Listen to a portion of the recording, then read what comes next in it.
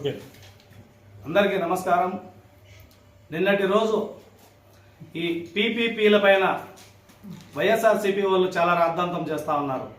కనీసం పీపీపీ విధానం అంటే కూడా వాళ్లకు కనీసం తెలియదు.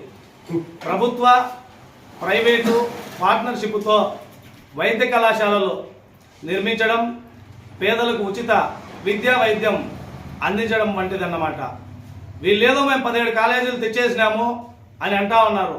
అవి మీ స్వలాభం కోసం తెచ్చుకున్నారు. ఎందుకంటే ఒక్కొక్క మంత్రి ఒక్కోటో లేదా ఒక్కొక్క ఎమ్మెల్యే ఒక్కోటో కబ్జా చేసుకోవాలనే ఉద్దేశంతో తెచ్చుకున్న కాలేజీలు అవి. వాటిని మీరు గత ప్రభుత్వంలో ప్రజావేదికను చంద్రబాబు నాయుడు నిర్మించినాడు అనేసి కూల్చివేయడం జరిగింది. కానీ మా కూటమి ప్రభుత్వం గౌరవ ముఖ్యమంత్రి వర్యులు శ్రీ నారా చంద్రబాబు నాయుడు గారు కూల్చలేదు. వాటిని ఏ విధంగా అభివృద్ధి చేస్తే బాగుంటుందనే ఉద్దేశంతో ఆయన ఈ పీపీపీ విధానాన్ని తీసుకురావడం జరిగింది. ఈ ప్రైవేటు పరంగా ప్రభుత్వాన్ని ప్రైవేటు పరంతో అనుసంధానం చేసి ఒక పార్ట్నర్షిప్గా మన రాష్ట్రంలోనే కాదు, మన పక్క రాష్ట్రమైన కర్ణాటక కావచ్చు, తమిళనాడు కావచ్చు, చాలా కాలేజీలు చాలా ఆసుపత్రుల్లో ఉన్నాయన్నమాట. అవి ఒకసారి మీరు చూసుకోవాలా. ఎందుకంటే 1 కోటి సంతకాలు అని చెప్పినారు. ఎక్కడైనా విద్యావంతులు ఏమైనా పెట్టారా, మేధావులు ఏమైనా పెట్టారా? 1 కోటి సంతకాలు లేదు. మీ కార్యకర్తల చేత మాత్రమే పెట్టించుకున్న సంతకాలు అవి. ఏ కాలేజీలో అయినా ఏ విద్యావంతులైనా కానీ ఎవరైనా కానీ పెట్టారా అంటే లేదు. మీ కార్యకర్తలు పెట్టిన సంతకాలు 1 కోటి సంతకాలు. ఎందుకంటే మీరు విశాఖపట్నంలో 90 పైసలకే భూములు ఇస్తామన్నారు. సుమారు ఒక్కొక్క ఎకరా 50 కోట్లు 100 కోట్లు అంటున్నారు. అది మీ ప్రభుత్వంలో అయితే ఇసుకను కూడా దోచుకొని తిన్న ఘనత మీది. మా కూటమి ప్రభుత్వంలో చంద్రబాబు నాయుడు గారి అధ్యక్షతన ఒక వ్యవస్థకి భూములు ఇస్తే వాళ్ళు ఇమ్మీడియట్లీ దాన్ని అభివృద్ధి చేసి కొన్ని కంపెనీలు వచ్చి ఉద్యోగ ఉపాధి అవకాశాలు దొరుకుతాయన్న ఉద్దేశంతో ఇవ్వడం జరుగుతూ ఉందే కానీ ఆయన స్వలాభానికి అయితే చంద్రబాబు నాయుడు గారు ఇవ్వడం లేదు. అదేవిధంగా మీరు మాట్లాడే తీరు ఏ విధంగా ఉంది అంటే చంద్రబాబు నాయుడు ఏదో కోట్లు దోచుకుంటున్నారు అనే విధంగా మాట్లాడుతున్నారు. చంద్రబాబు నాయుడు కోట్లు దోచుకోలేదు.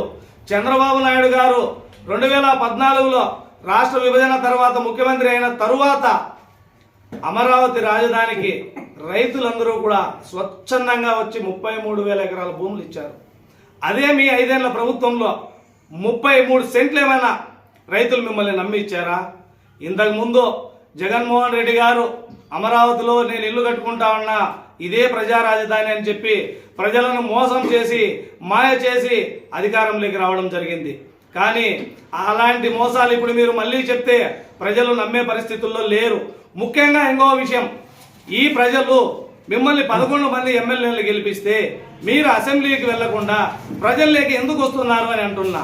మీకు గన సిగ్గు మానం ఉంటే అసెంబ్లీకైనా వెళ్ళండి, చర్చలు పరిష్కారం చేసుకోండి. లేదంటే మీ ఎమ్మెల్యే పదవులకు రాజీనామా చేసైనా కూడా మీరు ప్రజల్లోకి రండి అని కూడా మీకు మరొకసారి తెలియజేసుకుంటున్నాం. ఈరోజు రాజధాని 33,000 ఎకరాలు చాలదు అంటే కూడా మళ్ళీ భూములు ఇచ్చేదానికి రైతులు స్వచ్ఛందంగా వస్తున్నారు. అది చంద్రబాబు నాయుడు గారి పైన ఉన్న నమ్మకం. మీ పైన నమ్మకం లేక ప్రజలు మీకు 11 సీట్లకే పరిమితం చేశారు. ఆ సీట్లను సింగిల్ డిజిట్లకు తీసుకొని రావద్దండి అని కూడా మీకు మరొకసారి తెలియజేసుకుంటున్నాము. ప్రతిపక్ష హోదా ఇస్తేనే అని చెప్పట్లేదు.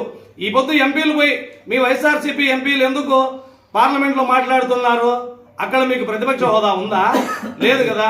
అక్కడ ఎందుకు మాట్లాడుతున్నారు? అదేవిధంగా అసెంబ్లీకి వెళ్ళండి, అక్కడ మీ సమస్యలు ఏమున్నాయో చెప్పండి అని కూడా మీకు మరొకసారి తెలియజేసుకుంటున్నాను. మా ప్రభుత్వం పైన ఏమంటే అవి మాట్లాడొద్దండి. ఎందుకంటే ప్రజలు మీకు బాగా బుద్ధి చెప్పారు. మళ్ళీ మీకు బుద్ధి చెప్పే రోజులు దగ్గరలో ఉన్నాయి. దయచేసి మిమ్మల్ని ప్రజలు నమ్మే పరిస్థితుల్లో లేరు. దాన్ని ఒకసారి దృష్టిలో పెట్టుకోవాలి. మీరు అసెంబ్లీకి వెళ్ళండి, అసెంబ్లీకి వెళ్ళి అక్కడి నుంచి వచ్చి మళ్ళీ ప్రజల్లోకి రావాలని ఈ సభాముఖంగా తెలియజేసుకుంటున్నాను. గౌరవ ముఖ్యమంత్రి వర్యులు శ్రీ నారా చంద్రబాబు నాయుడు గారు కూటమి ప్రభుత్వం ఏర్పడిన తర్వాత అభివృద్ధి సంక్షేమం 2 పరుగులు తీస్తా ఉన్నాయి. దీన్ని ఆపడం మీ తరం కాదు అని కూడా మరొకసారి తెలియజేసుకుంటూ జై హింద్, జై తెలుగుదేశం, జై చంద్రబాబు నాయుడు.